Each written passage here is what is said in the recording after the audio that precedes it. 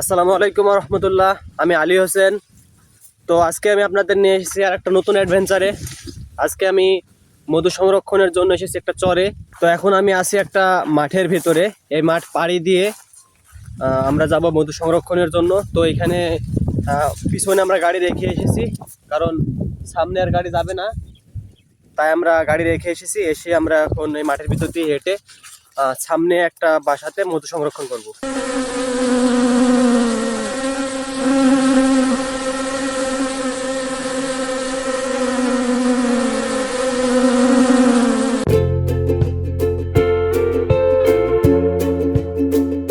এখন আমরা এই দুর্লভ নদ পাড়ি দিয়ে মধু সংরক্ষণ করতে যাচ্ছি। তো আমাদের এই কষ্টের পর পরিবেশের মধ্যে মধু সংরক্ষণ করা মধু কিভাবে ভুগিচুগি হতে পারে, চুল পরিমাণ কোনো ভুগিচুগি পাবেন না। আশেপাশে দেখতে পাচ্ছেন, দেখাও।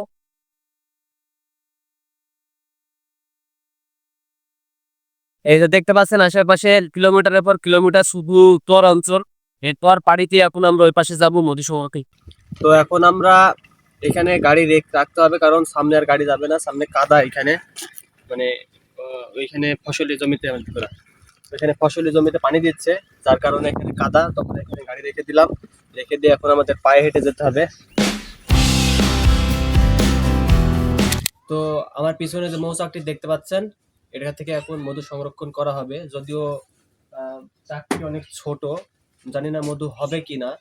তো সাথে থেকে দেখুন, ইনশাল্লাহ হতেও পারে।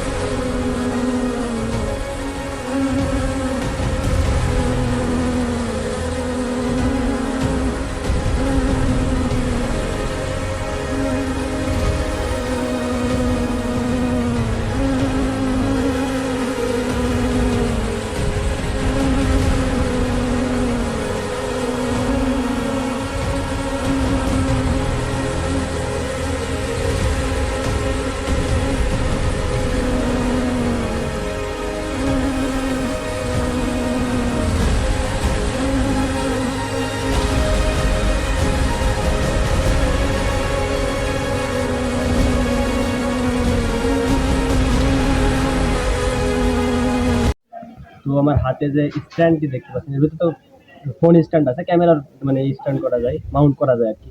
তো এটা দেখে একটা চাচা এসে বলছে যে, ভাই আপনারা কারা, আপনাদের হাতে অস্ত্র টস্ত্র নিয়ে কি করে বেড়াচ্ছেন? আমি বললাম যে আপনাদের এলাকায় ঢুকলে অস্ত্র লাগে, তো সেজন্য নিয়ে আসি। তো ভিউয়ার্স, এখন দেখতে পাচ্ছেন এই যে 20 কেজি মধু।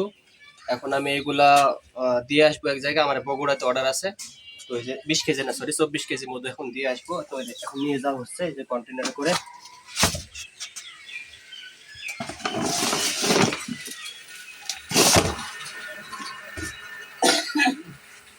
তো আপনি অর্ডার করে ফেলুন খাঁটি এবং অরিজিনাল মধু।